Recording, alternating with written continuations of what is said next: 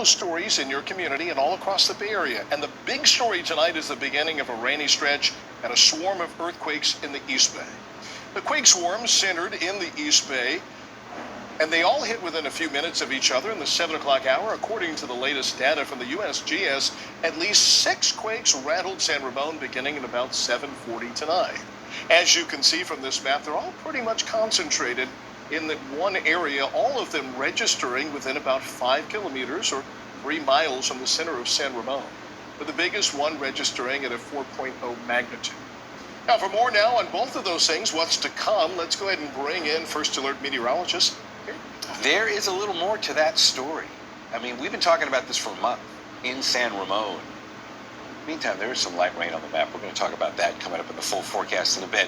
But for right now, I want to show you a short little history. Let's come in for the closer monitor. It'll be a little bit easier to see this. You're looking at the last 30 days of earthquake history. This is from a great website called Temblor.net. There's San Ramon. So you've got multiple earthquakes on here. They're color-coded. The deeper the shade of red on here are earthquakes that have happened within the last day. You can see the 4 Devin just told you about congregated here. But then these shade into lighter colors, and when you get into the yellow, those are earthquakes that happened 30 days ago.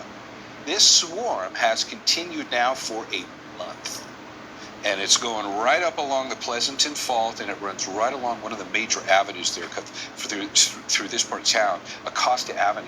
There's been a just kind of congregation of them right along that drive there on southeast San Ramon. By the way, there's the 4. This was enough to feel, not enough to do damage. A 4.0, you're going to feel it. And when we look at what the USGS has to say about people who did report this through the region, some people even said they felt it in the city. But it was felt very lightly. No damage from this. There is no reason to believe that this swarm tells us anything about the Pleasanton Fault or the likelihood of stronger ones to come. The odds of a significant earthquake are exactly the same tonight as they were 6 months ago.